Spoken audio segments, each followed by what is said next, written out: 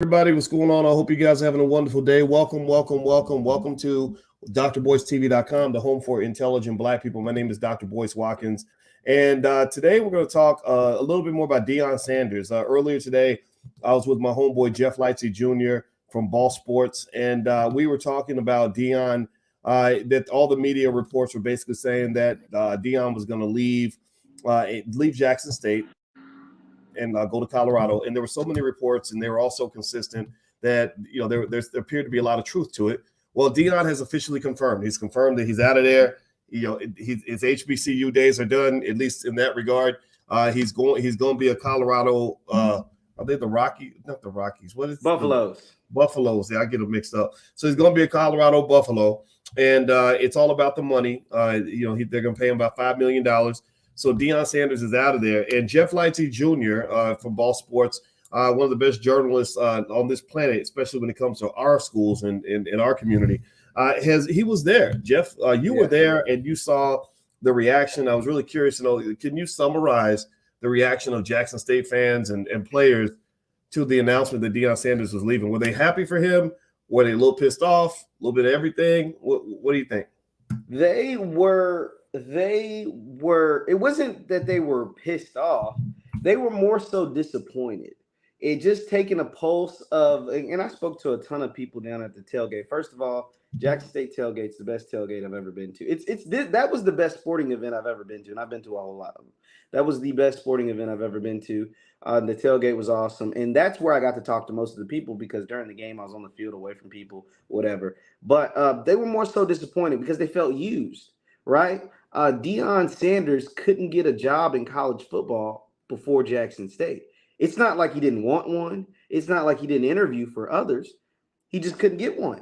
He had no coaching resume, period, as a head coach, period.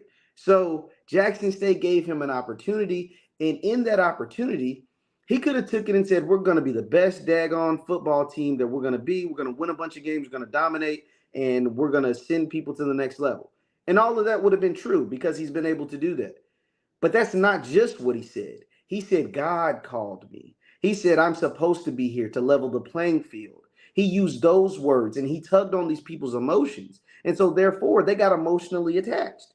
And when you get emotionally attached to something, they're already emotionally attached to JSU. That's the thing. And I want to make this clear, specifically about Jackson State. Their fans going to love their football team and show up to their games no matter what, no matter if it's Deion or Boyce Watkins is their head coach. It doesn't matter. They were going to show up. They led all of the FCS, which is the division that they're in. They've led FCS in attendance forever, right? Like they've always led the FCS. That was before Deion. That's going to continue even after he's gone. But when you tug on, so they're emotionally attached to their football team already. And then when you use religion and you talk about leveling the playing field and talk about all these things that you are going to do and want to continue to do for a long time for your people. He kept using my people, my people, my people in all of his speeches when he took the job and since he's had the job. And then to leave your people, not for money, because you say it's not for money, but just to elevate. That was the word he used. He put out a 9-minute video that said, in this game of coaching, you either elevate or get terminated. Well, when you first came to Jackson, and since you've been at Jackson, it's all about elevating Jackson and being a place where it is now elevated and being that top type of team. But now you need to leave Jackson to be elevated. See, that's why words are powerful, and people don't forget what you say. You get what I'm saying? Like people don't forget what you say, and that's how the folks felt before he put out the 9-minute video, and after they're going to feel validated. And so when a guy like Eddie Robinson Jr. says you ain't swag, and the folks agree with him, this is what they're talking about. They always, and the thing was, it's not that JSU fans didn't expect Deion Sanders to stay there forever. No, they didn't expect that. But they expected more from him. And if you're going to leave, don't leave for a place like Colorado, and don't tell us God called you here, and then in that 9-minute video say God called you to move on. It's not the same. It's not the same. He said a lot of things in that 9-minute video that he posted that bothered me. Another one that he said that bothered me was He brought up the fact that at the FBS level, which is where Colorado Power 5 level, there's been a few black coaches that have been fired, and and none of them essentially have been replaced with other black coaches except for him, right? Because the coach at Colorado before Deion was black, he got fired, and he's being replaced by Deion who's black. And he said, I can make a change there because I can elevate. And no, you can't. No, you can't. That's not the business of college football about making change. You know where else they're trying to make changes with black coaches? The freaking NFL. If they can't make changes in the NFL and hire more black coaches, what the hell you think you? I mean, I hate to say it like this, but what do you think you're gonna be able to do? No, because guess what? If you start losing, if you go to Colorado and get to losing, they're gonna fire your black ass too. They're gonna fire you too. So, like, no, you're not gonna make no change there. All you're gonna be able to do, go and collect wins, and I hope you have success. But you're not making no change at that level. That's not how the game is played at that level. So, wow. Well, everybody, we're talking about Deion Sanders. He officially announced that he's leaving Jackson State to go to Colorado. As you come in, please hit the thumbs up button, thumbs up. Make sure you subscribe to the channel. This is a black-owned platform, and our goal is to reach as many of our people as we possibly can. I'm speaking with Jeff Lightsey Jr. from the Black Boss channel. Everybody, as you come in, I want to ask y'all a question. Give me a yes or no question. I'd like to know, do you agree with Deion Sanders making this move? Give me a yes if you think that this is the right move for him. Give me a no if you think that this was a problem. This could be a betrayal. This was not cool. Give me a yes or no. I'd be really curious because I'm actually going to do a poll with y'all on the platform. Okay, I see Daryl says no. Andre says no. Somebody says, what the hell? He has enough money. I can't. Something. Marquis says yes. TP says no. I'm seeing a lot of no's. Boulder, Colorado is 1.7% culture compared to Jackson, Mississippi. That's around 80%, says Pac-Man. Tommy George says no. Shaquille Sunflower says yes. M. Williams says no, I don't. David Jones says no. Max Jerome actually sent me the flyer showing that Deion is officially a Colorado Buffalo. Yeah, I keep wanting to say a Colorado Rocky. Then I'm like, what's the baseball team? Yeah. I know. I totally know it. Right. And I never think about Colorado like that. Right. So it's just it's like nobody cares that much about Colorado. Now, I'm sure Prime will make people care about Colorado. Prime carries his own energy, his own presence, his own swag. And that's what people love about him. And he actually put out this or somebody put out this post. So I guess Colorado Colorado put that out. The university put that out. Yeah, since they're now, they're advertising their latest employee. Is that's what he is. He has no ownership stake in any of this. This is he's an employee of the school. Now, at Jackson State, he was an employee. But one of the things that's really important to understand is that there's a difference between bringing your weight and lifting a black-owned institution versus bringing your weight and lifting a white-owned institution, right? So at Jackson State, even though he was still technically an employee, he had a lot of equity in the process, in the sense that as you're building Jackson State, you're building yourself. As you're building Jackson State, you're building your community. As you're building Jackson State, you're building your people. At Colorado, you ain't building your community. At Colorado, you're not building your people. At Colorado, there ain't nothing black about the who runs the University of Colorado. So that's the part that I think makes people feel a little bit betrayed, Jeff, because it's like, I get it. The white boys got all the money. We know this. That's why they get the best athletes and everything else. They get the best of our athletes. We don't get the best of nothing from them. There's no commodity in sports, entertainment, or any other place. Tell me if I'm right or wrong. Let me know in the chat. There's no commodity. Name one commodity that we get from white people that causes their wealth to go down.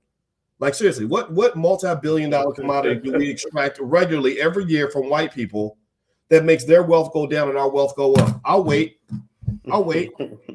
Name one multi-billion-dollar commodity that we extract from Jewish people every year that makes their wealth go down and our wealth go up.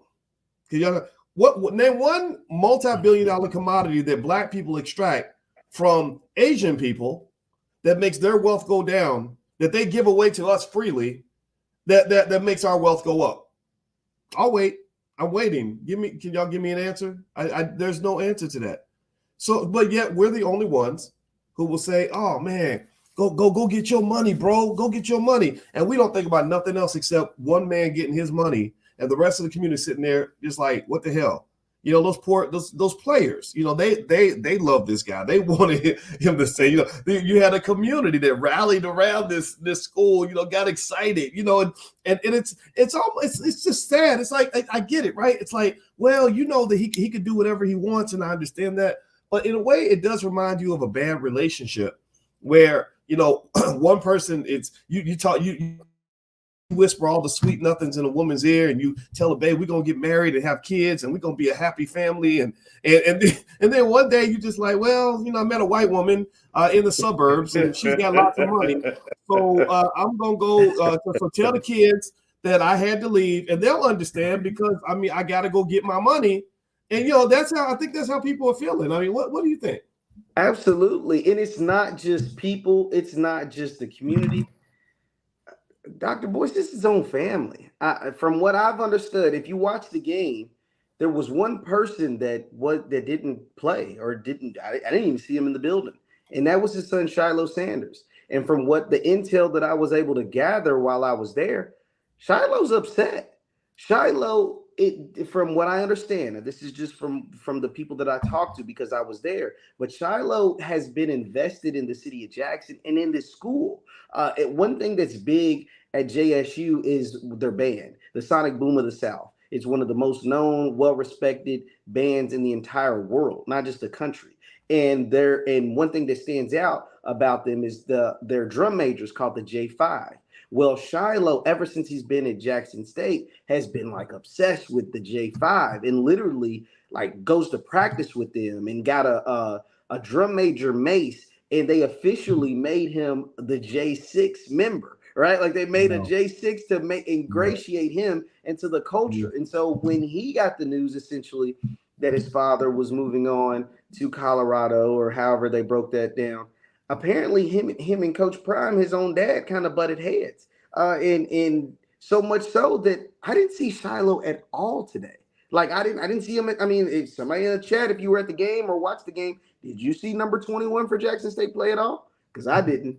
And that's his own son. The Shiloh, so he typically plays like he's the starting safety. He's the starting safety. So the starting safety didn't play and you didn't see him on the sidelines? I didn't see him in the building.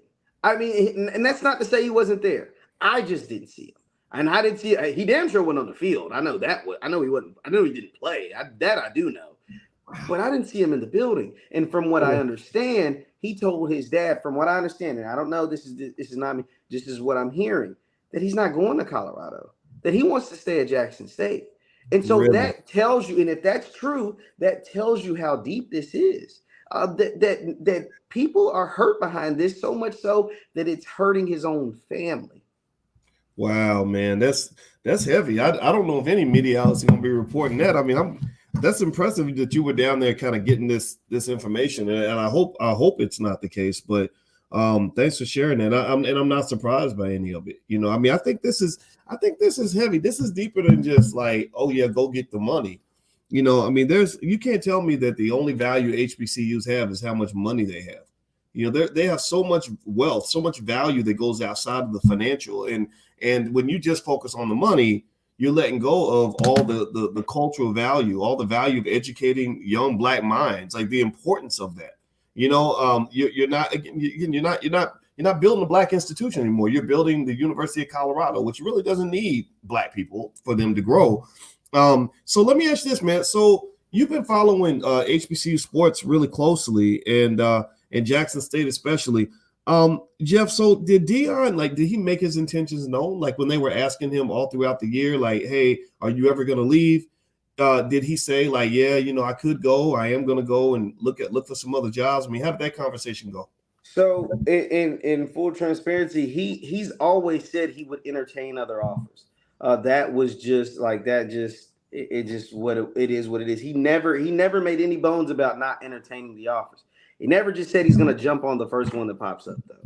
And the reason why it made sense for him to entertain the offers just so Jackson State wouldn't sit on their hands and feel complacent about having Deion Sanders as their head coach and just assume that he's going to be there forever. So him entertaining offers, that made sense, right? Like that made sense.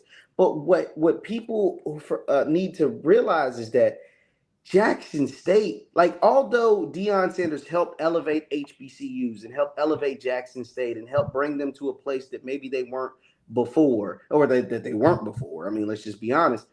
But Jackson State helped Deion Sanders a whole lot too. Like this wasn't just a one-way street. This was a two-way street. What Jackson State did for Deion Sanders was they made him a commodity in the coaching ranks, right? Like these schools may have had Deion Sanders on their campus to talk to players, to give a motivational speech, to tour, just to say he's hanging out on campus. But none of these schools wanted him to become their head coach until he got to Jackson State. The only school that gave Deion Sanders a shot as a head coach in college football was Jackson State. They're the first and the only until he proved his worth at JSU and used it as a stepping stone. And that's what hurt the most.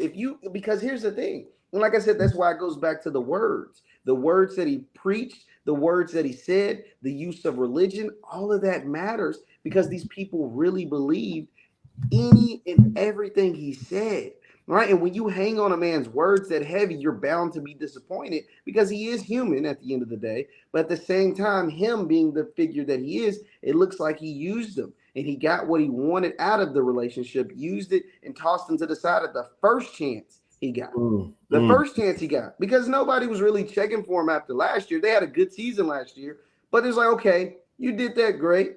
Can you do it again? And then he goes and grabs the number one player in the country, and then they have an undefeated season. Oh, okay, you did it again. You proved your worth at Jackson State, at a little brother. Now it's time to, using his words, elevate. And elevate to a place like Colorado, or elevate to a place like Colorado. That stings, man. That stings. Because if Coach Prime, if Deion Sanders, if he leaves and goes to an SEC school, understandable. To a school with a rich tradition of Florida State, a school that wins a lot of games or that has a history of winning over the last, 3 decades, makes sense.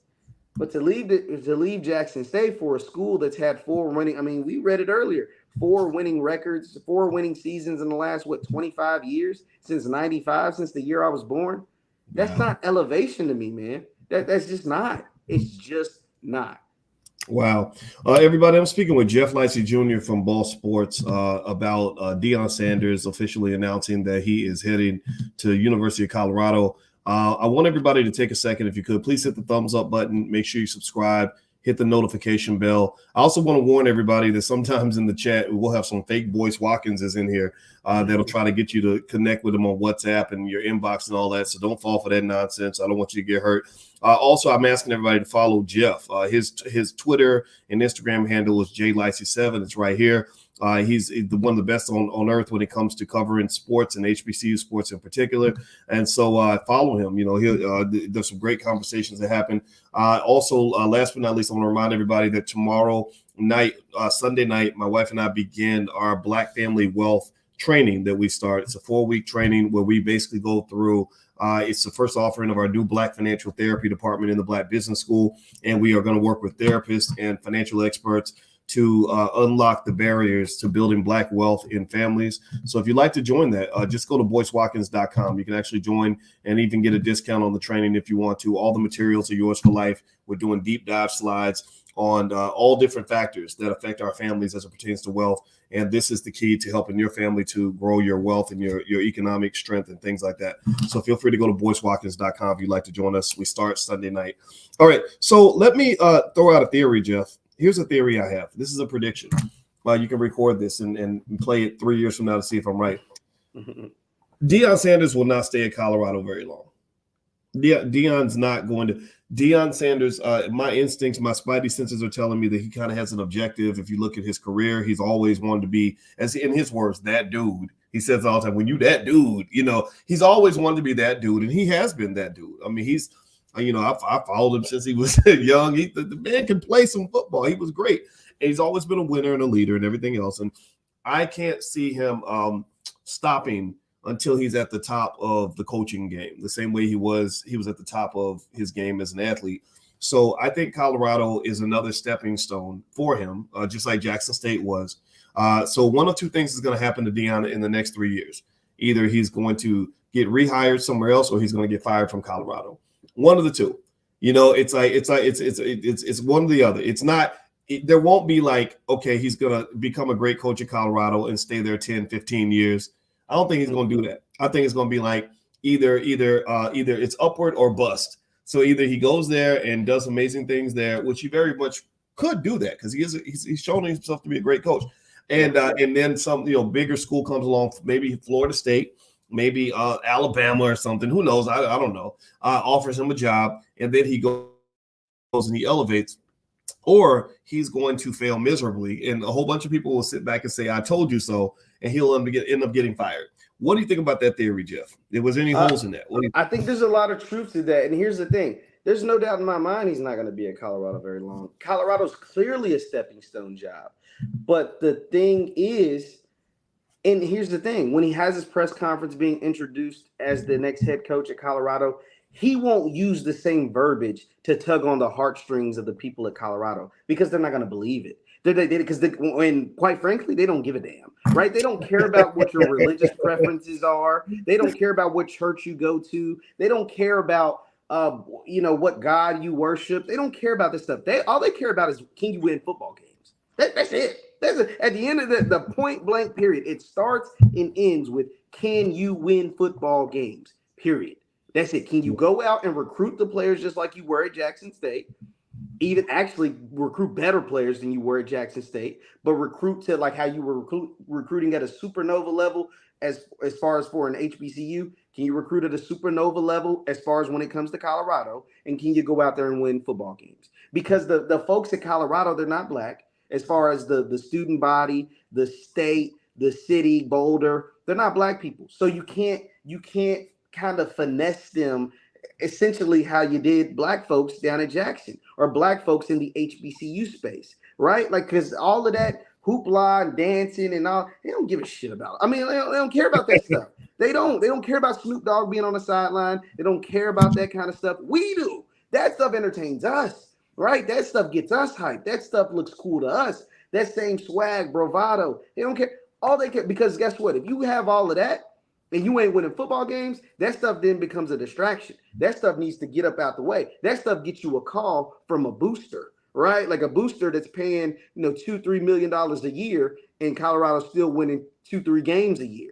And yeah, we didn't bring Deion Sanders to come here and win 2, 3, 4 games a year, what we've been averaging over the last 3 decades, right? We brought Deion Sanders here to bring in top players and to win top games. And if you don't do that, all that other stuff don't matter. Whereas at JSU, you won games and you had the swag and you had the city backing you up and you had the blackness and you had the culture. Everybody was rooting for you at JSU. Will everybody be rooting for you at Colorado? Absolutely not. Well, you know what? I'll tell you what. One of the things that makes me sad about this, and I want to reiterate that I think Deion has the right to do whatever he wants to do. Absolutely. And I don't wish ill on him. I want to see him do well. I like it more than I just. It's like we love you, but this ain't the right move for a lot of us. I will say us because I'm in the camp that disagrees with it. I'm going to speculate on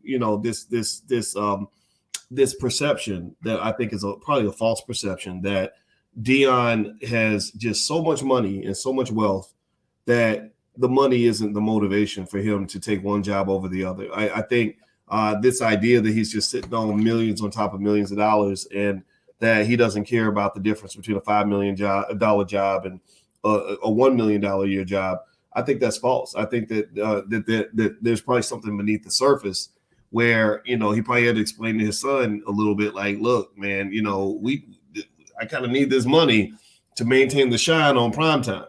Maybe he's got some bills to pay or whatever. And I think that's one part of it that's like, and maybe that was a myth that people fed themselves. Because truth be told, if you really are that dude financially, like if you really are on top of your money financially, there's certain seats you take that people can't buy you out of those seats. The only reason he's going to Colorado for the most part is one, because of the money. And then I thought about it, and maybe there's a little bit of like that level up factor. Like I want to be in big time college football, so I'm leveling up but still, you're at an HBCU. You're around the best culture in the world, the best people in the world. These are your people. This is your chance to build something in your community. So I think I'm going to tell you, I think that there's probably something going on in terms of him needing money that led him to say, look, I can't pass up $5 million a year. And what do you think?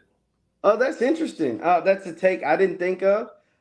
The reason why I would now here's the thing. I'm not saying $5 million a year or that can grow potentially if you hit the incentives to 7 million a year. I mean, that's a lot of money. Like, I mean, I can't act like it isn't. And just from football, because he's still Deion Sanders, he still can make a ton of money outside of football as far as his endorsements. Those endorsements aren't going away.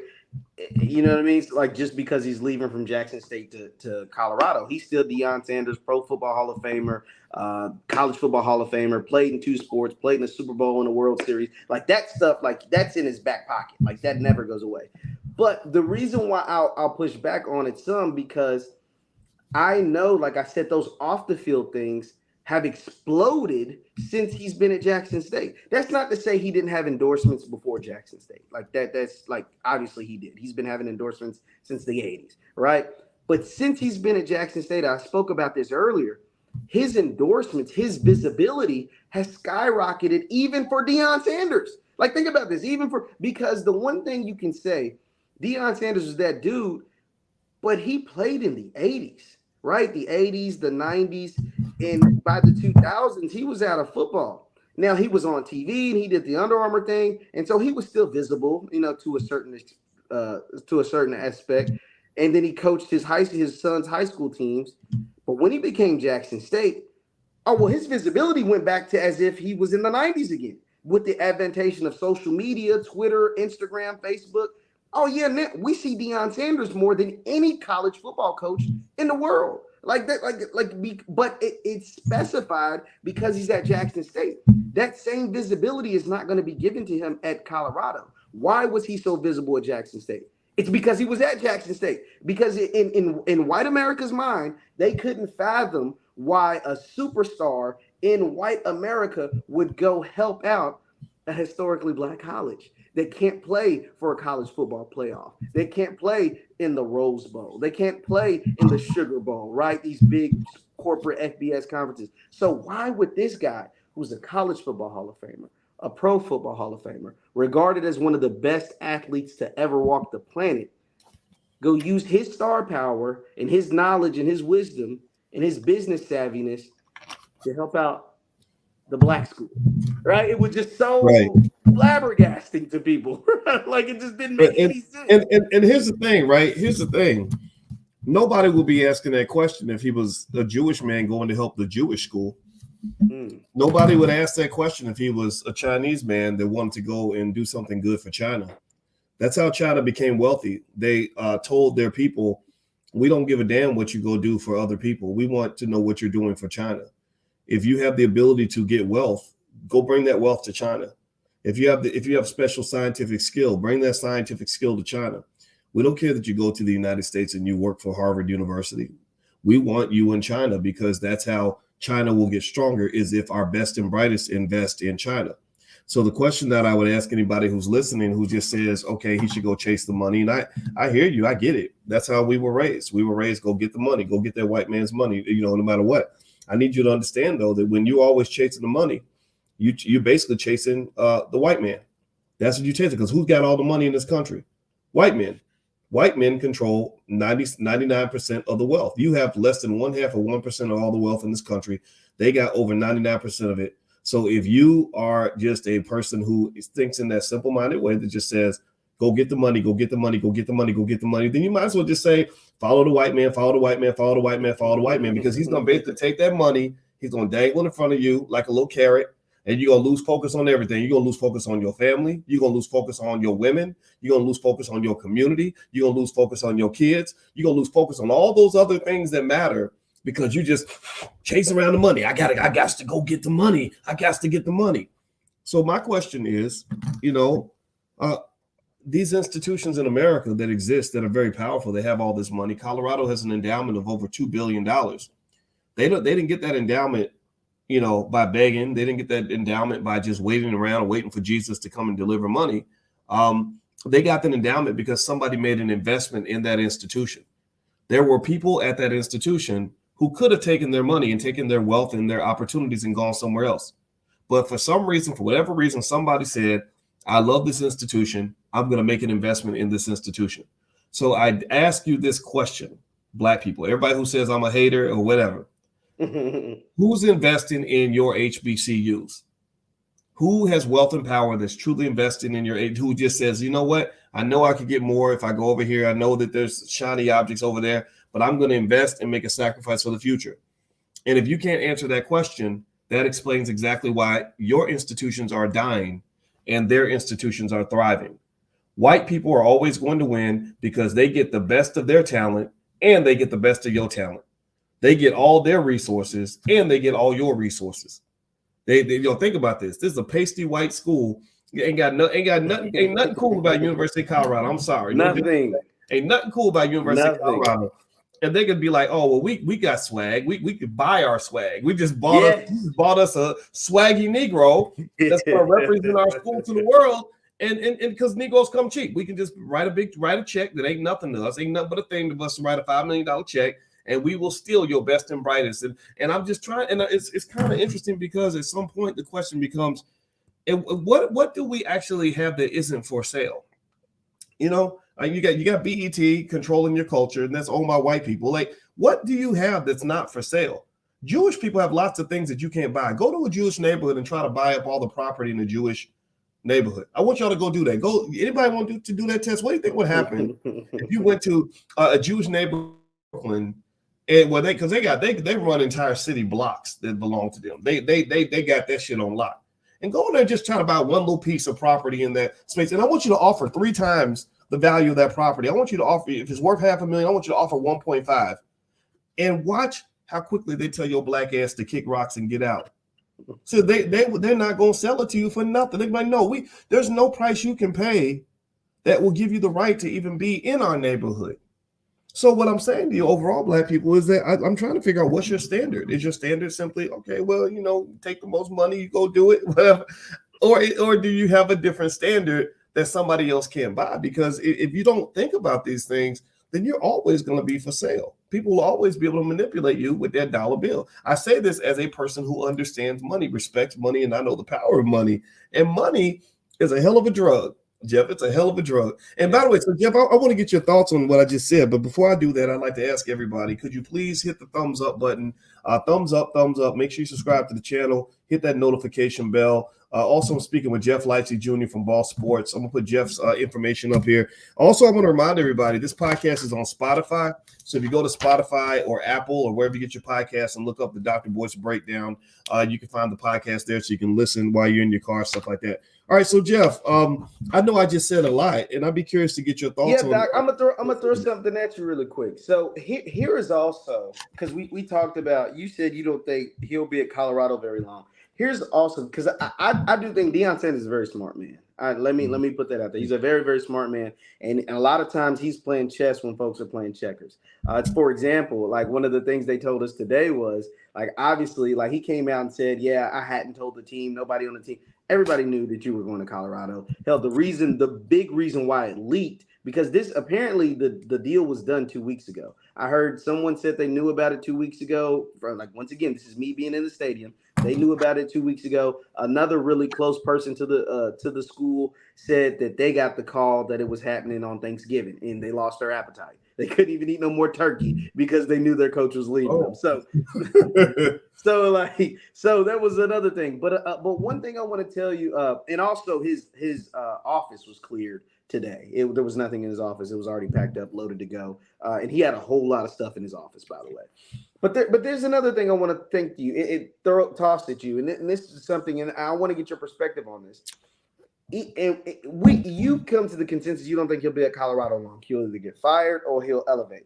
And let's use the fired scenario. If he gets fired from Colorado after 3-4 years or whatever, somebody in the HBCU space will take a chance on him again. What are your thoughts on that? Do you think is that a good thing? Like, is that a bad thing? Like, because he could very much well end up back at Jackson State or at Alcorn or at some other HBCU. and be able to possibly, now maybe not, maybe they still have hard feelings, but possibly recreate this thing and turn it up again. What are your thoughts on it? I'm just curious on how you feel, because that's something that's been going through my mind. Well, I think that it comes from the fact that we're trained to believe that white people are just better than us. That that the reason that you do anything in the Black community is because white people don't want you.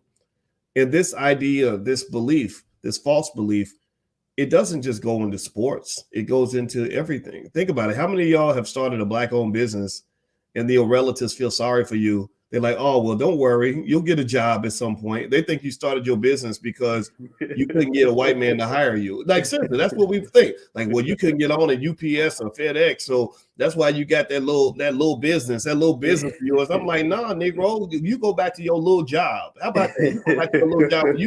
You 45 years old, gotta ask permission to go to the bathroom. I get to see what I want, right? So you go back to your little job. Like, seriously, I mean, it's crazy to me. But that's how we think. We literally think that the reason that you do things that are independent and Black is because white people won't accept you. I can't tell you how many times I've had people say, wow, that podcast, you got over 1 million subscribers on different channels. One day you'll be on TV. And I'm like, what makes you think I want to be on TV? I've been on TV. I've been on national TV hundreds of times. I don't want to be mainstream. Why would I want to go from the premium spot to the subordinated spot? Why would I want to go from being a free man to being a slave? So it's kind of interesting. We do stuff with the Black Business School, and when I first got started doing that, people thought that I was only doing the Black Business School, teaching Black people as a way to hold myself over until I could get a white university to hire me. And I'm like, no, I did that. I was on the faculty at Syracuse University for 13 years. I know about that world. Now I'm in a better world. Now I'm doing work that actually matters. Now I'm pouring into the people that matter. Instead of building Syracuse University, I'm building the Black Business School, which is one of the best HBCUs in the country. Because we have trained documented millions of Black people on how to build wealth. What's a more important job that I could be doing on this planet than that? So my point. So I'll say this, man. Harvard University could not buy me out of this seat. They could literally come in and say, we're going to write you a $10 zillion check. I don't even know how much a zillion is. And I'll be like, thank you, but no thank you. I'm not interested. There's nothing about being in that world with those people, surrounded by people who look down on me, that in any way is going to make me feel more validated as a human being. Nothing. And we are trained to believe that when you get like sort of signed off by them, or when they recognize you, that's somehow a status symbol. That ain't no damn status symbol. That's a stressor, man. Like they're not better than you. The white people are not smarter than you. Stop believing that. There's nothing about being at Colorado, in my view, that makes Deion Sanders any more relevant than he was at Jackson State. At Jackson State, he was special. He's this guy who went and kicked ass in the NFL and then came back home and poured it into the community and is taking a school that was mediocre for the most part and putting them on the map.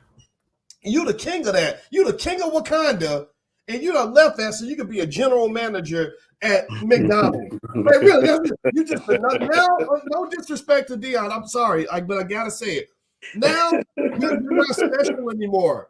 Now you're just another Black coach, big white university. They already have plenty of Black employees. That's the honest to God truth. There's nothing that represents kingdom building by going to Colorado to me. That's not your empire. That is owned lock, stock, and barrel by somebody else. Jackson State is owned by us for the most part, right? Except for the government. But for the most part, like, we take equity in our HBCUs. We ain't got no equity in the University of Colorado. Absolutely. I mean, you're absolutely right. And that's the thing, man. Like, I was out there today and I met people that were Jackson State alums and that have loved that school from the 70s up until now. Talking about babies with JSU gear. You're talking about folks that graduated from the school in the 70s to babies wearing the gear, and they're all rooting for the same thing: the success of the school, the success of the city, the success of Deion, the success of Coach Prime. And like you said, the aura of Deion will never go away. He like, we can't change the past. He did what he did, and he is like, he did that. He worked hard. He could have been lazy. Like, he was gifted. Don't get me wrong. He was gifted, but he worked damn hard to be the athlete and to play those two sports at that high of a level and to go on to be one of the greatest athletes ever. But he poured back into the whole thing. Is it proves a lot of people right. When he first took the job, a lot of people felt like, one, it was a stepping stone, and two, he was being disingenuous, right? And so much so, Eddie Robinson came out and said it, and said he ain't swag, essentially saying in so many words that this dude came into this, and he's like gentrification almost. Like, he came and gentrified it up, got some money or whatever, but he's not going to be here forever. Like, I'm going to be here for the long run. These other folks, y'all at Jackson, are going to be there for the long run. He's not. That's essentially what Eddie Robinson was saying. And folks like me, foolishly or not foolishly, whatever, I defended him. I said, I don't know, man. I don't know. I think we could get 4 or 5 years out of him. And 4 or 5 years out of Deion Sanders is a good run. I didn't think it'd be 2. I didn't think it would be 2. Now, 2, you kind of proven dude right. Now, that's like a hit it and quit it. And then how do you explain to those kids, those parents, that you told? Because think about it, those kids came to Jackson State to play for Deion Sanders, not at Colorado. They came to play for Deion Sanders at Jackson State. Travis Hunter, for an example, the #1 player in the country that chose Jackson State over Florida State, over Alabama, over Georgia, over pick your favorite school. He had every offer in the world. He chose, and he wrote a poetic letter when he chose Jackson State and said, I want to be like Coach Prime and help change the narrative of HBCUs across the country. I want to be a part of that change. And now his coach is leaving. You have to feel a certain kind of way about that. Like, you have to, naturally. That's why it's so disappointing. Well, let me ask this, Jeff. So you were at the game and you talked to a lot of these alumni who've been cheering for Jackson State for 30, 40, 50 years. How did they feel generally? Like, what was the general sentiment amongst just the real heavy Jackson State loyalists? Like, was there a lot of room for forgiveness for Coach Prime, or was the sentiment generally negative? There's forgiveness for Coach Prime, because the thing about JSU folks, and that's why I love being here so much, is that they're like, man, we're gonna be fine. Their whole thing was, I was here before Prime, through all the good and the bad before Prime. I'm gonna be here long after Prime, and I always expected to be here long after Prime. And so, yeah, we're thankful for what he did. We're thankful for him shining the light. It's just that nothing changed for them. Nothing changes, because they always knew who they were. They always knew what they had. They knew that they had a diamond in the rough. Deion Sanders just shined a light on it, right? They knew that they had a stadium that could seat 60,000. They knew that they led the country as far as FCS in attendance every year. They knew that they have school spirit. They had, Dr. Boyce, I don't know if you've ever been to an HBCU tailgate, but there was 300 RVs, 200 golf carts, 400 grills, 30, 50 DJs, right? Like another 200 speakers. Like, it was insane. It was literally insane. 90 vendors, right, selling JSU, Southern gear, HBCU gear. It was the best sporting event I've ever been to in my life. And what they told me because of the bad news, they said they've had crowds way bigger than that. That wasn't the biggest crowd they had this year. The reason why the crowd was massive. The crowd wasn't like that because of the bad news. They knew that, and so certain folks who typically come out just didn't come out this time. So it's like they're like, we're going to be fine. And one thing I will say about Jackson State specifically, and we can credit Coach Prime to this, the SWAC is in a better place as far as the conference, and HBCU sports and HBCUs period are in a better place, and partially due to, for a big part, due to Deion Sanders. And so therefore you have bigger name coaches. There's 3 openings in the SWAC right now. Hopefully you get some really, really good football minds, football coaches to come in and fill those vacancies, including the one at Jackson State. And I will say this about Jackson State's leadership, Ashley Robinson. He's the one that had the fortitude and the willingness to give Deion Sanders a chance, and it paid off. He is a home run. He hit it out the park. I think this guy's smart enough to get another home run higher. He was smart enough to take the chance on Prime. I don't know what directions he's headed, but from the people I talked to there at the stadium, they're like, oh no, he's a proactive guy, not a reactive guy. So therefore, he's been cooking this up. He knew this was coming. Like I said, guys at the stadium knew it was happening 2 weeks ago. So that means Ashley Robinson if they knew 2 weeks ago, he's probably been knowing for a while. So he's a proactive guy. He's been on top of it. And from what I understand, they're going to have another really, really good head coach to follow Deion Sanders there at JSU. All right. Well, everybody who just came in, I'm here with Jeff Lightsey Jr. from Ball Sports, and we're talking about we're asking whether or not Deion Sanders betrayed Jackson State. Deion just made the announcement that he's leaving Jackson State to head to Colorado, and there's a big debate going on as to whether or not he owed Jackson State anything. He went and got more money, and that's it's his right to do that. And also, I'd like to remind everybody, we believe in teaching wealth to children. And Christmas is coming, and a great way to use this as an opportunity to build up your family is to take a look at some of the tools that are out there to teach wealth to your kids early. Black wealth is really important. It's important that we build Black wealth and build Black institutions. So we partner with some experts from our community to create financial flashcards that you and your kids can work through. I guarantee you it will make a difference in their wealth level. You guys know I'm a finance professor, and you can go to financialflashcards.com if you'd like to order a discounted bundle pack or order a few to give them away as Christmas gifts to the kids and your family. I'll leave that URL on the screen. Hit the thumbs up button, thumbs up, share, subscribe. Also, reminder, this podcast is on Spotify and Apple under the Dr. Boyce Breakdown. And I'll also put Jeff Lightsey's contact information up here so you can follow him. So, Jeff, since we're vibing in this conversation, and by the way, at any point, I know you've had a long day. You can just say, "Hey, I'm good to go. I'm good. Okay, great. Rejuvenated. Yeah, I'm having a blast too. I'm having a lot of fun here. So here's one of the things I was thinking about as you were speaking. You made a great point. I think that there is a way to look at this to say Jackson State is definitely better off than they would have been had Coach Prime never stopped by. It sounds to me like their athletic director is smart. The university is making good choices.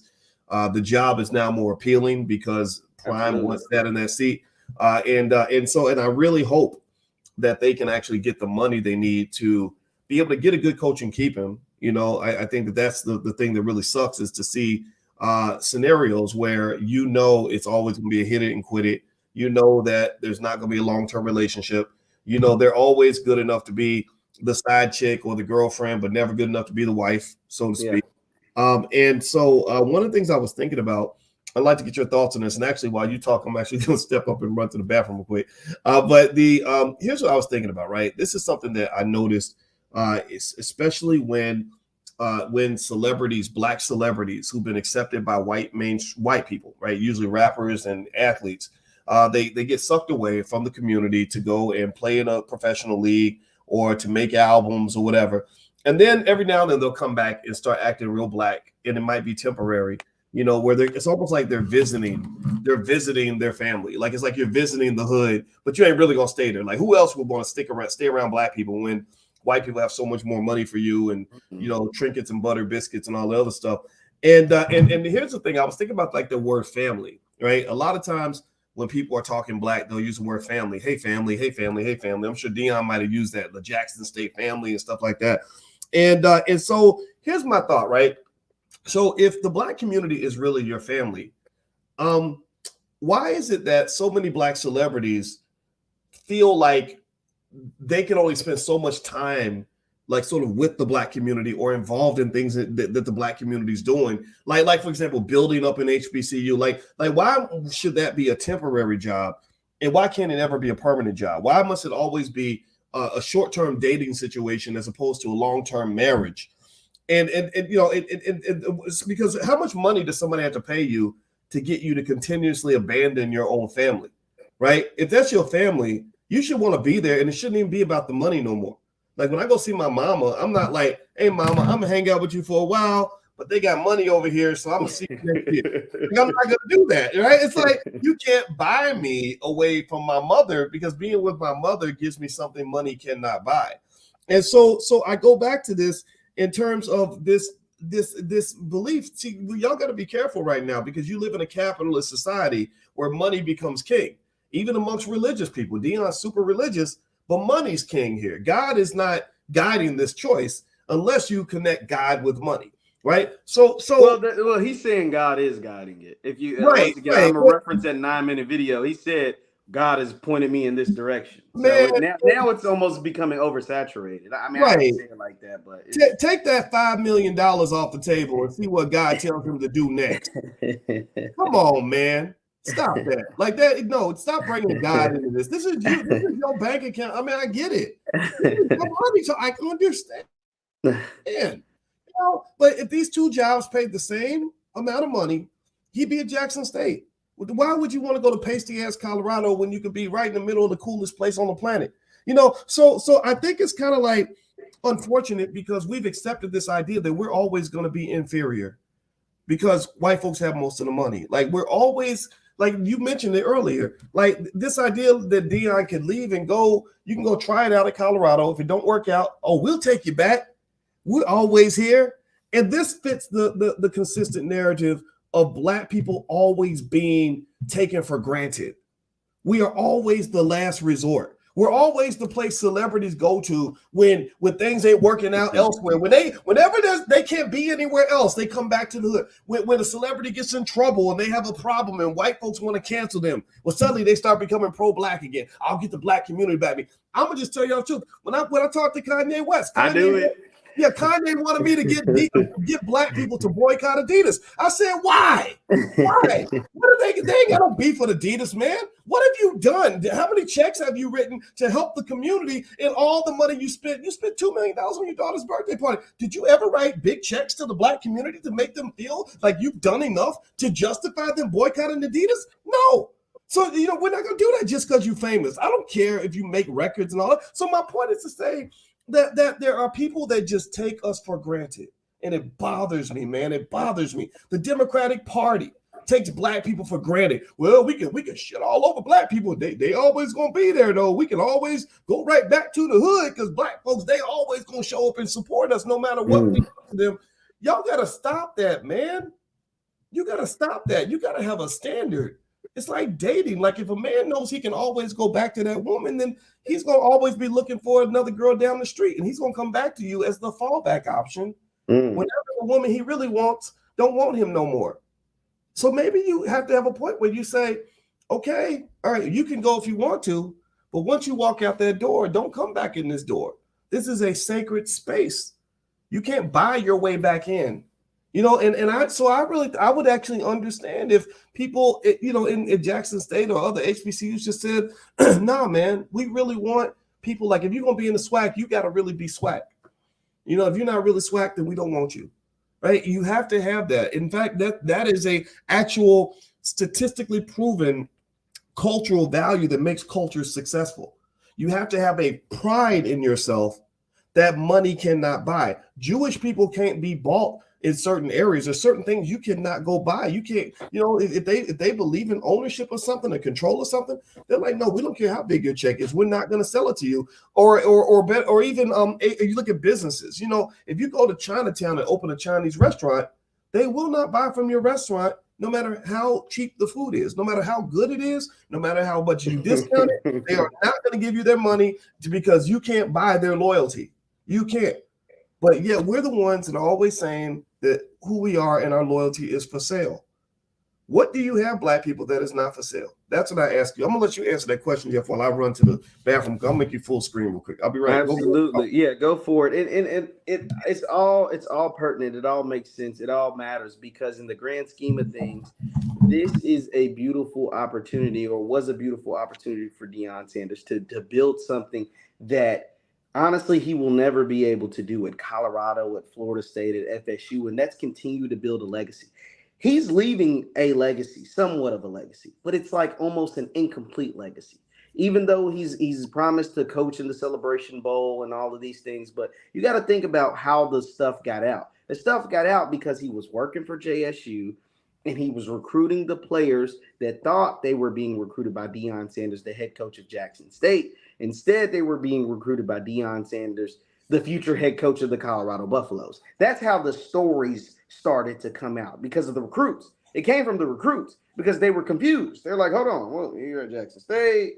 You're going to be in Colorado. Like, whoa, what's going on? And once you're recruiting, you're talking to multiple kids, and multiple kids have parents, mamas, grandmamas, whoever, friends, whatever. And they're like, hey, I'm getting recruited by Coach Prime, but it's not for Jackson State. It's for Colorado. And that's how the story got out. Here, but the Coach Prime had such an opportunity that I think is lost. I'm once again not taking away from nothing that he did, but the opportunity he had to really, really continue to build something special for everyone. Because what he was doing at Jackson State, his level of dominance and on the recruiting trail, the money that he was bringing into the city, all of that stuff, that was forcing the other schools, the other programs, the other institutions to level up. Okay, now we're playing catch up, right? Like now we know, like at one point, maybe we didn't know that it was possible to get a 5-star to come to our school, right? Because we didn't even talk to him. I mean, obviously we don't have the facilities that Alabama has, so obviously they're always going to gravitate towards the Alabama. But then he got one. And so then they started saying, hey, maybe we should start offering some 4 stars, some 5 stars. Because, yeah, some of them will go play at Jackson State, but some of them will want to go and beat Jackson State. Maybe we should schedule some visits, right? Because one thing that'll happen is just like me today, when you visit these places, your mindset changes. It's like being introduced to powernomics as far as Black economics. Your whole mindset changes. You look at these places totally different because I've been to campuses. I've been to college football games at the University of Alabama. I've been to college football games across this country. I've never seen anything like this, like ever. And they told me if on a scale of 1 to 100, this was like a 75, like a 70. And I still had never seen nothing like this, like a 70, 75 range. You know what I'm saying? And so that's what and Prime said it himself. He said it happened to him when he showed up to a game as the coach, and it happened to Travis. And that's how Travis ended up at Jackson State. And so other players were starting to take these visits and feel the same way and feel the exact same way. And not just about Jackson State, but also about FAMU, also about Grambling, also about Alcorn or wherever, because they were taking these different visits that they may have never taken in the first place. And so I wish I would have continued to see him build. But one thing I will say, though, this is a speed bump, but this is not a stop sign. This is not a red light. This is just a speed bump because the damage has already been done and people have already been opening up. Deion Sanders, he'll never be irrelevant, but he won't be what he's been at Jackson State. ESPN ain't going to be talking about him like they are now. He won't be leading, but he won't be getting game day to come to Boulder, more than likely. Not in 2 years, not in the first 2 years like he did at Jackson State. He won't get the attention. He won't be trending on Twitter and all those things like he has. He won't get the impressions. His name just won't ring the same bells that it has rung as the head coach of Jackson State and HBCU in the SWAC and building up this conference the way he has over the past 2 years. Well, let me ask you. Not in Boulder, Colorado. It won't. Okay, so Jeff, I'll be curious, as a person who knows a lot about HBCU football and you follow it really closely and you're really on top of it. How do the other, how do you think other teams and other players on other teams and coaches on other teams feel about Deion leaving? I'm guessing that, especially when you had that one incident where the players were cussing him out and all that. This is what they're doing. So there's like a "I told you so." Like yeah, it's a combination. Well, let me not go that far, right?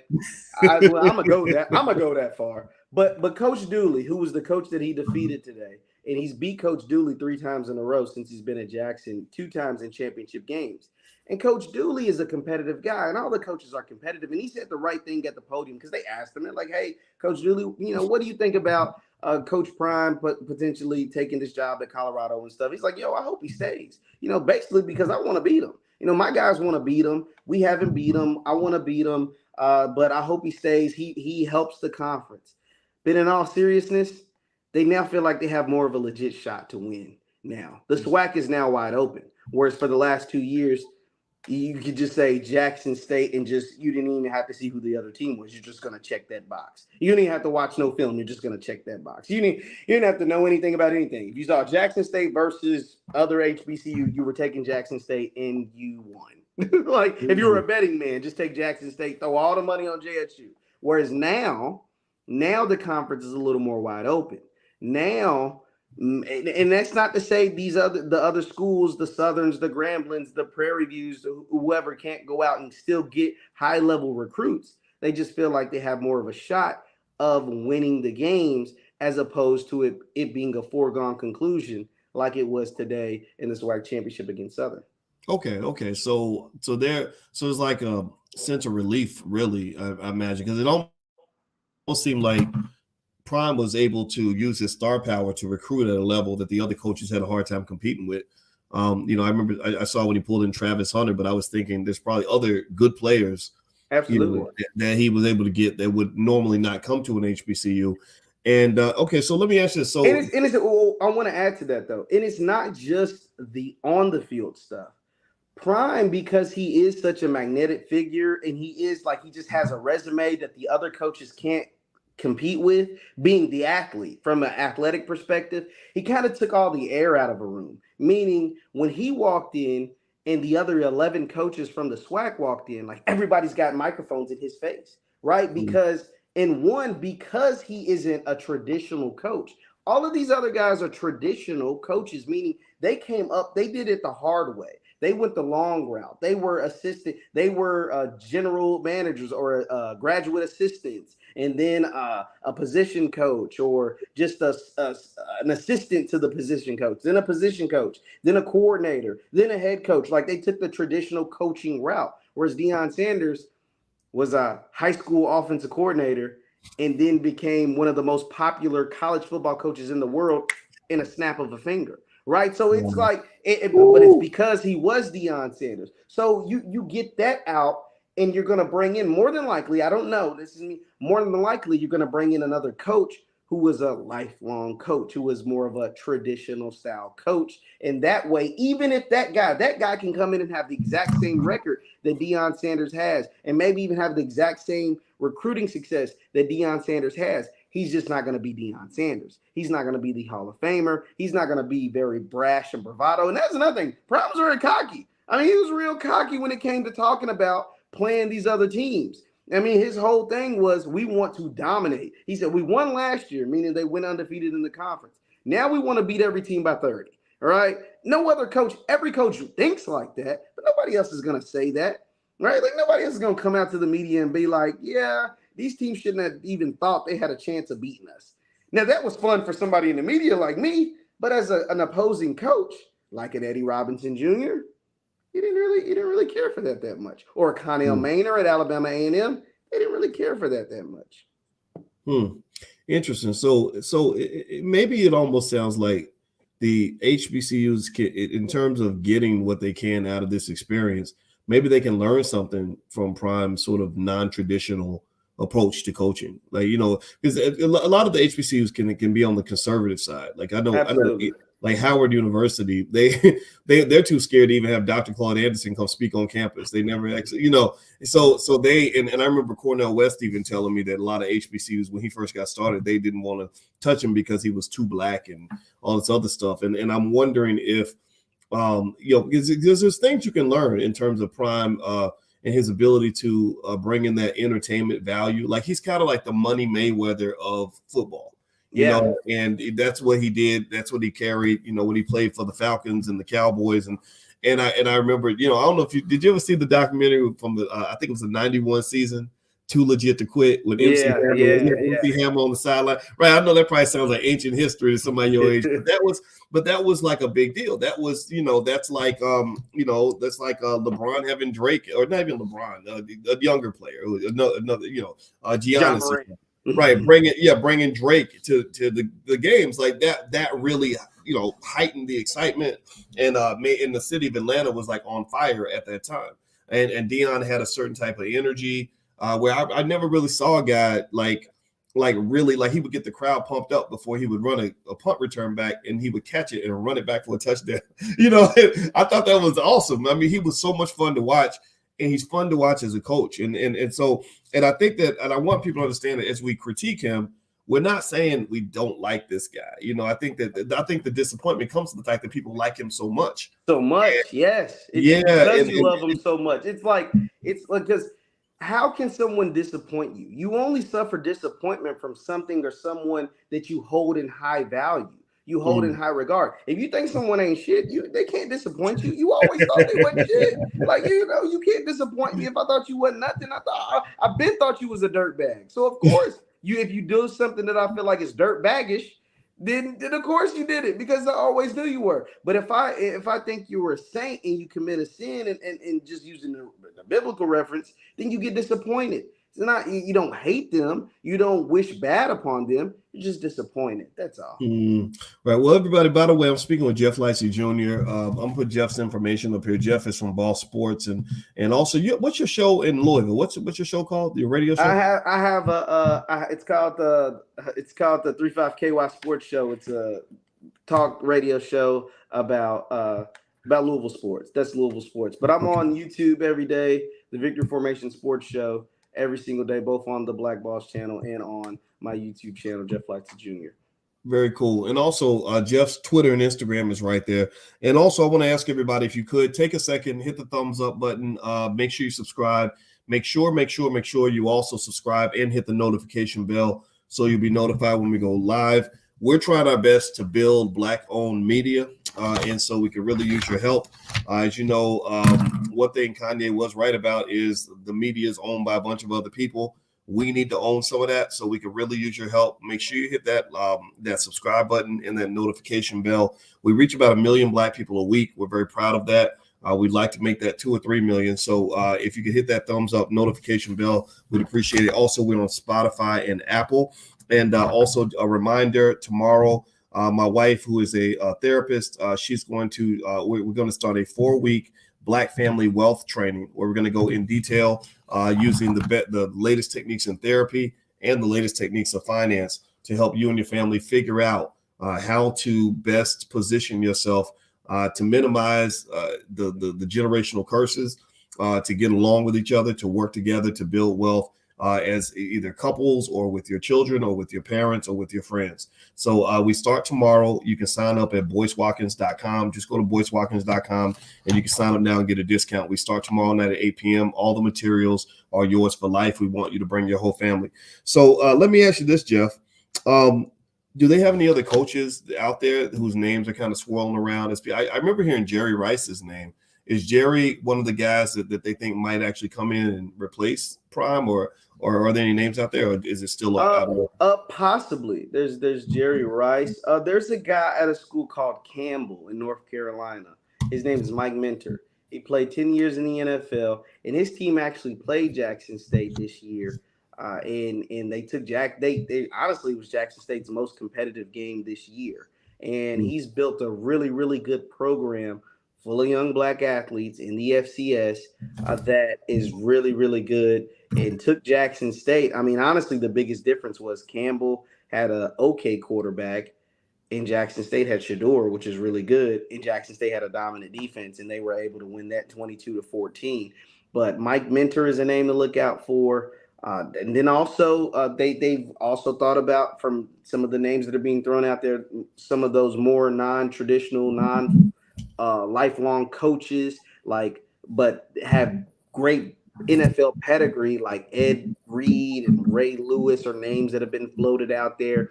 Ed Reed was actually offered the Grambling job last year, and he turned it down. And Ed Reed has been in coaching for a while. He's been doing some coaching with the University of Miami, and Miami had just hired a new head coach, and Ed Reed wanted to be a part of the transition to the new head coach. That's why he turned down Grambling. But that's a name that's been floating around, that was floating around campus today. So it's going to be interesting, because this is a primetime job. Like, no pun intended. But this is like a really big deal. Would be as if Alabama popped up as far as head coaching or Kentucky basketball or something. Like this is a job I think someone out there would leave their job to come be at. They to come be here. I think this has now become a prime job in the FCS HBCU space as far as across the country because uh, if you go hang out with those folks, yeah, you're gonna want to be here too, just like me. Well, I got a question, man.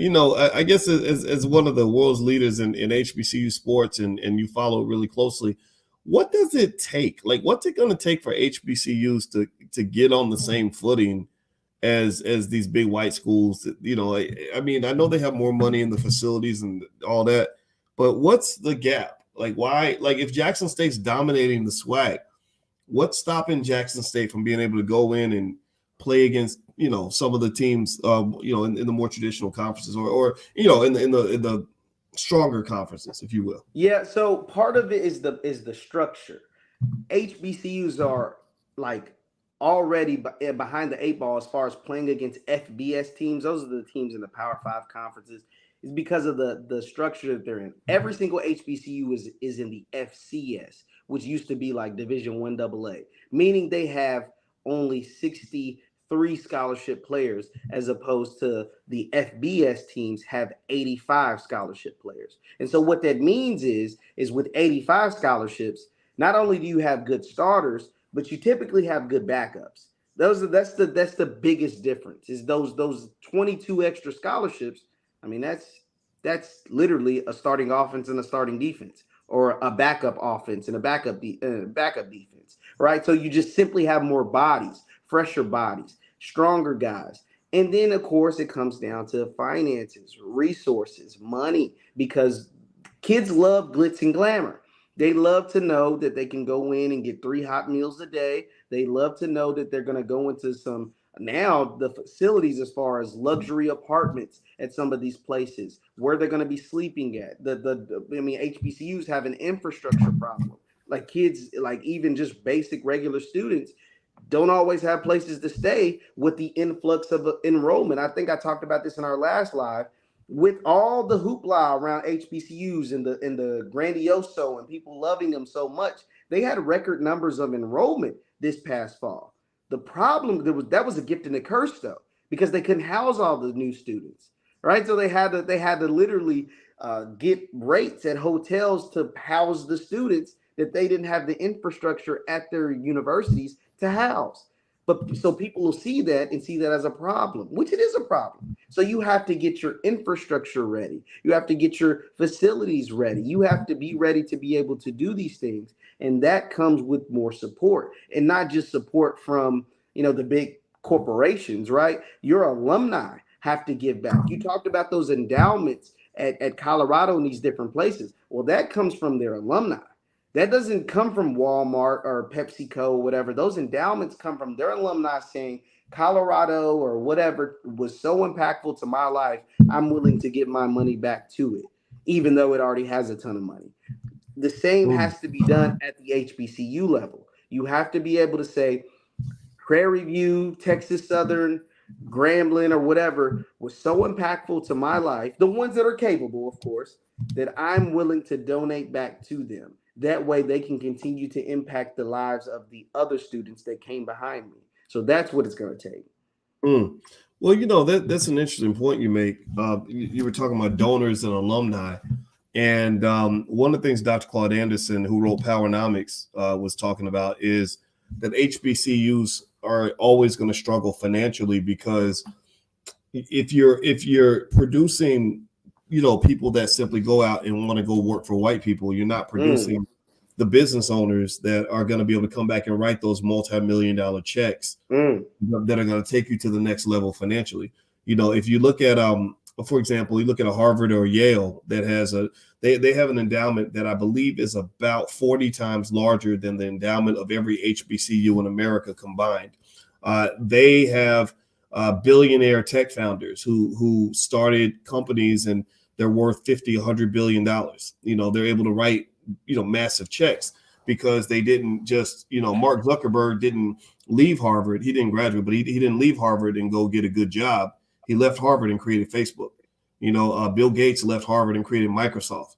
And so ultimately, I think that there has to be a conversation about what kinds of are you producing the alums that can really write the kinds of checks that a university needs in order to go to the next level. Because I'm always fascinated, man, when you check out these schools and you see how much money the donors are writing, the size of the checks that they're writing, even mediocre ass schools, we have these donors like he made $10 billion in the oil industry, and now he's writing $10 million a year checks just for the football team or whatever. We don't really have any of that, and I think that we have to really start thinking about that economic infrastructure in terms of what does it really take to sustain an institution? What sort of sacrifices are required? I don't really know if that's even in the vocabulary.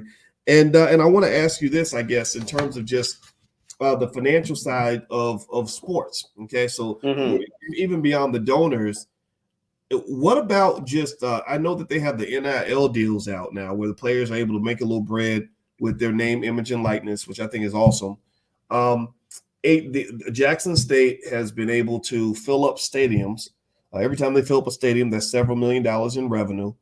How much better have HBCUs gotten at simply monetizing just the coolness of HBCU games? I mean, they're getting more television coverage. So I'm sure there are TV deals being done. There's corporate sponsorship coming. There are stadiums filling up. But that's got to do something in terms of moving the needle in their ability to compete. Because I'm thinking if they have more resources, they can start recruiting the kinds of players that would let them go and get on the same playing field with an Alabama and not get killed. I don't know. What do you think?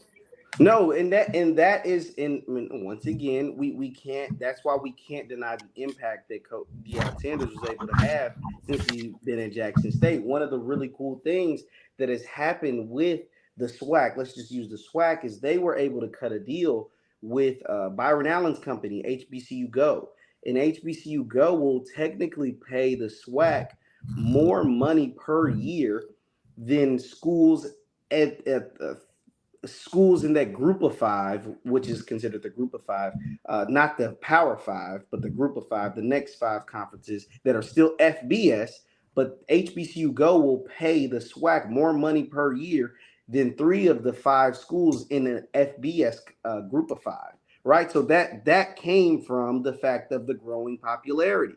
Right, that came from the fact that people are now more invested. A light was shined on by Deion Sanders, was shined on the HBCU sports, and then people found out like, yo, this is a lot more entertaining than I maybe thought, or yo, this is actually pretty cool. Like these guys do things different, whether it's from the way the fan interaction or the freaking bands, the drum majors, the dancers, everything is, it's us. You know what I mean? Like it's us. Like everything we do is cool. So of course we are going to gravitate towards us. And that's what makes it so awesome. And so that is something that's happening. Like you said, the growing sponsorship list continues to grow. And the biggest thing is when it comes to money in sports, you gotta get it goes beyond just the butts in the seats. It's about how many eyeballs you can get to watch you on television. That's where all the money comes from. The way the NBA makes a ton of money, the NFL makes a ton of money, the college basketball, college football, all the money comes from TV. It comes from how many eyeballs you can get to watch your product. That's why the NFL is king, because they get the most people to watch their product. For example, the Dallas Cowboys versus the New York Giants football game on Thanksgiving had 42 million Americans watching it. Well, of course, people are going to pay a ton of money to get their products, their advertising in front of 42 million Americans, right? Because even if 10% go out and buy something from seeing that commercial, that's millions of people, like a whole lot of millions of people. Now, granted, that like HBCU football isn't going to do those numbers. Nothing is going to do those numbers. That's the NFL. But that's how advertisers decide whether they're going to pay the TV companies or pay these conferences a lot of money to broadcast their stuff. It's based on how many eyeballs they can get to actually watch the product. Wow, man. Well, you know what? I'm gonna tell you. I will say that I support Deion in his decision. I think that he can do whatever he wants to do. But I want to, help everybody understand at least another perspective to consider. I mean, give me a yes if you get what I'm saying. Look, you don't have to agree. I have a perception. I don't like the decision, but I don't know Deion's financial situation. I don't know what his goals are, and he has rights as a man to do what he wants to do. So give me a yes if it's okay, if we can all agree to disagree on some of this and be respectful about it, because it's not a matter of saying, okay, you're an idiot, this is terrible, or you're a bad person. It's really kind of saying, let's look at this from multiple points of view. So let me know if you get what I'm saying here, because I think it's really important for us to look at all sides of these decisions and not think of it as a one-dimensional choice. Like, okay, the most money's over here, this is where I'm going to go because the most money's over there. If you do that, then you become a slave to money. And I've explained to you guys a million times on this platform that money is powerful. Money can either it can either liberate you or it can turn you into a slave. And if you're always chasing the bag, then you are a slave to the bag. So what I would say to Deion, if we were talking, I respectfully say, look, okay, you serve God. But God always leads you toward the bag, it seems like, at least right now. So are you serving God or are you serving the bag? Which one is it, man? Which one is it? Because if I took away the bag and you're telling me God told you to go to Colorado, I'm going to challenge that. I'm going to say, come on, man. God don't want you in no damn Colorado. God has been to the HBCU tailgates, and God knows how lit that is. And he knows we are God's chosen people, not those pasty people in Colorado. No, it's just true, right? So anyway, let me stop being a butthole about this. But here's another thought I want to throw out. Actually, before as I do that, I want to let everybody know I'm talking to Jeff Lightsey Jr. from Boss Sports and the blackbosschannel.com. It's a platform where Black men do all the talking. And so we have spaces for women, of course, but this is a space where Black men need to be heard. So if you believe in that philosophy, then please feel free to subscribe to the blackbosschannel.com. And also make sure you hit the thumbs up button, thumbs up, share. Make sure you subscribe. Share this video if you can on your social media. That would really help us a lot. And give me a yes in the chat if you're willing to do that. Just take the video, share it, because we believe in intelligent conversation. So let me. I'm gonna make my last point, and then I'm gonna let Jeff get that last word. But I want to lay something out here. I asked y'all this question earlier. The HBCU institutions grow because people invest in those institutions. Institutions grow because at some point somebody starts with nothing and then they build on nothingness and they build it into something nice. 200 years ago, Brigham Young, he could have stayed in the East in New York where all the money was or all the wealth was, but instead he packed a group of Mormons together and said, let's go west and let's go look for the Great Salt Lake. It was a sucker's move at the time. A lot of people thought it was stupid because you could have stayed nice and comfortable and had big money back in New York. But instead, he said, I'm going to go west because I want to build something new and I'm going to build it for my people. And for a while, he looked crazy because at least a third of those people died on their way out to find this Salt Lake. Well, they found the Salt Lake and there was nothing there. There was no jobs. There was not a McDonald's to go eat at. There was nothing there, nothing, absolutely nothing. And they built brick by brick. They planted some potatoes. They opened their little businesses.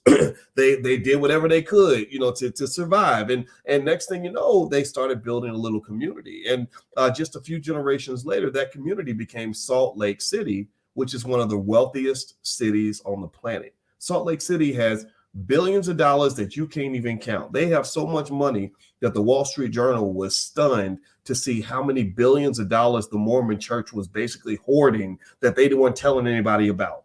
Okay. So they're rich because somebody made a sacrifice. Somebody made an investment to develop those institutions. And now those institutions are powerful. So I need to ask you, as Black people in our community, what institutions are we investing in right now that are going to be worth billions of dollars to our children 2 or 3 generations from now? What institutions? You got all these celebrities, all these rappers bragging about how much money they got. Half of them ain't got nothing. You got all these athletes, getting on TV and doing their little thing, and white people, crowds of white people are cheering for them. Where are we building the institutions that are going to really make our community great? Or are we simply trying to go babysit institutions that are built and owned by others? With all these so-called wealthy athletes you got, wealthy entertainers you got, bragging about how much money they got, how come you don't own your own damn sports league? That's crazy to me. Black people spend $1.6 trillion a year. There are countries, entire countries. Saudi Arabia has 1/3 of the annual income that the black community has, and they got their own sports leagues. They have their own schools. They have their own institutions. Colombia has 1/4 of our annual income. They got their own sports leagues. We have a wealth level, an income level that matches the GDP of Russia. They got their own sports leagues. What do you have? You had the Negro Leagues. You threw that away because you want to be next to Jerry Jones and his old racist ass in the NFL.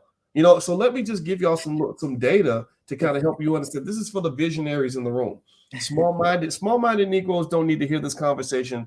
This is above your pay grade. This is going to probably shock your brain and hurt your feelings. So I understand if you don't get it. But I'm talking to the visionaries. I'm talking to the people that believe in the greatness of blackness. I'm talking to people that believe that we can do anything we put our minds to. That's who I'm talking to. Give me a yes in the chat if you are in that category, if you want to be in that category, because I'm about to give you some game right quick and some information that you can take back to your family. Did you know that when I look up NFL teams, the Arizona Cardinals were purchased in 1932 for about $50,000. Right now, Jeff, how much do you think the Arizona Cardinals are worth in market value? Easily, and this is just a ballpark estimate. The Broncos are just sold for 4.5, so I'm thinking hovering around 4 minimum, at least $4 billion. The Broncos, the Arizona Cardinals, according to what I just found, they are one of the lower ranked NFL teams. Actually, they're number 30 out of 32. They are ranked $3.27 billion.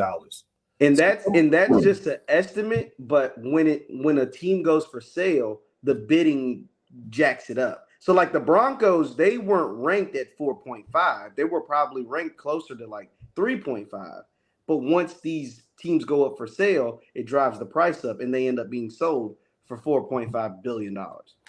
Yep. You are 100% correct. You're right. When the team goes up for sale, that's when you find out what the team's really worth. Up until that point, it's just speculation. And so really, we could go down the list. If you look up you could Google search the original purchase price of various NFL teams, and you'll find crazy stuff like the Green Bay Packers were purchased for $50. Did you know that, Jeff? I didn't. The Green Bay Packers were purchased for $50. Right now, the Green Bay Packers, if I'm not mistaken, are a publicly traded company where the whole community, mostly white, owns this team. This team, according to this estimate here, is worth about $4.25 billion. Their market value went up about 61% in the last couple of years. Their annual income is about $500 million. That's their annual revenue. Excuse me. Their annual revenue is $500 million. I could keep going. So my point is to say, man, come on, have some damn vision. 100 years is not a long time. So some of y'all have grandparents that were born 100 years ago that died just a few years ago that lived past the year 2000. So this is not. It's not like we're waiting several hundred years for this to happen. This NFL teams were very valuable within one generation because somebody made a sacrifice. Somebody created something, man. So I could go down the list. The Chicago Bears were purchased for $100 in 1920. Now the Chicago Bears are worth $5.8 billion. The Buffalo Bills were purchased in 1959. Somebody made a sacrifice of $25,000 to buy the Buffalo Bills. Now the Buffalo Bills are worth $3.4 billion. I can keep going. The Oakland Raiders were purchased by Mark Davis in 1966, not that long ago. 1966, Mark Davis bought the Oakland Raiders for $25,000. Right now, the Oakland Raiders are worth what are they worth? Let me see. Hold on. They are worth they're not the Oakland Raiders, actually. They're the Las Vegas. The Las Vegas Raiders are worth $5 billion. $5 billion. 1966 ain't that long ago. 25 grand turns into $5 billion because all they had that you are not necessarily trained to have is they just had a little vision and they were willing to make a sacrifice. So I say this because when I see Jackson State, I don't see a university is worth a few $1 million. I see a potential multi-billion-dollar entity that could reach that level if we all were willing to invest in it on whatever it takes, or a sports league. I don't understand why we haven't started a sports league. We're probably a million times more money than the people that started the NFL had when they started the NFL. They just said, okay, we want to create something. We want to own it, and we're going to control this. What do you own and control in terms of institutions that are yours, that you're pouring into, that are going to be worth billions of dollars for your grandkids? Ask yourself that question. That's the last thing I'm going to leave you with. Jeff, I'll let you get the last word. Absolutely, absolutely. Well, Doc, as always, thanks for having me on. I just want to say that I just would love to see, whether it's at Jackson State or any other HBCU or any other Black entity, just someone, like you said, to sacrifice the dollar or the potential dollars that they can make to continue to build something special. One of the last thing, and I'll leave on this, that one of the most disappointing things about the Deion Sanders thing is that no matter what he does at Colorado or wherever, he will never leave the legacy and the impact that he would have been able to leave, and quite honestly, still is leaving even after 2 short years, but potentially after 5 years or 10 years if he would have stayed at Jackson State. I mean, you have to see this place. They were going on a light year supernova trajectory, meaning I don't know if they would have ever been able to level up and go to the FBS and be like in Alabama, but damn it, it felt like it. It felt like they were headed that direction. And that's not to say that it can't still happen. I just hope that the next iteration of a Deion Sanders or whoever that next person is that is going to, because it's going to happen. Someone else is going to come to one of these spots. Maybe it's not Jackson State, but they're going to come to one of these HBCUs and have a similar style impact. I just hope that they're able to stay longer and see it all the way through and give up a few dollars on the back end to leave a legacy that's unmatched and that will continue to push our culture forward in a way that we've never seen. And that's the way I saw it happening with Jackson State. And that's not to say the next coach can't do it, but whoever that next supernova is to come touch these HBCUs, to just see it all the way through. That's my only request. Right on, right on. All right, everybody. Well, thank you all for joining us tonight. Jeff Lightsey Jr. From Ball Sports. This is his Instagram and Twitter. Everybody go follow Jeff, and you can go debate with him on social media. He will debate. And he's in it. He's in it for our people. Jeff ain't going. Jeff is not going to announce that he's leaving his HBCU beat to go to Colorado. Not at all. Not at all. Not even a little bit. Not in the slightest. I said this is my first time at Jackson. It won't be the last. Okay. All right. I love it. I love it. And by the way, if you can hit the thumbs up button on your way out, make sure you subscribe. Make sure you hit the notification bell. I'm going to check in with you guys tomorrow. And if you want to understand issues related to Black family wealth, my wife and I start our Black Family Wealth Masterclass. It's 4 weeks. It starts tomorrow. You can actually get a discount if you go to boycewatkins.com. Our goal is to take our new Black Financial Therapy Department in the Black Business School. It's the first ever created anywhere that is designed to look at the psychological barriers that keep us from building wealth in our families. So if you'd like to join us, just go to boycewatkins.com. You can still sign up. And also, last but not least, if you want to get your kids something good for Christmas that will help them learn some of these wealth principles that we talk about on this platform, you can go to financialflashcards.com and get a flashcard set. They make great gifts. And also, it is a gift that will last a lifetime, because we have to make sure that Black people are the most economically intelligent, most financially literate people on the entire planet. I ain't scared of no Jewish people. I've taught Jewish people, and I know what they know, but they don't know what we know. And I believe that we are the chosen people in so many ways. And so you got everything you need right in front of you. So let's all go out here and be great. I will check with you guys later. Thank you again, Jeff. It was real, brother. And everybody have a good evening. We'll see you soon. Peace.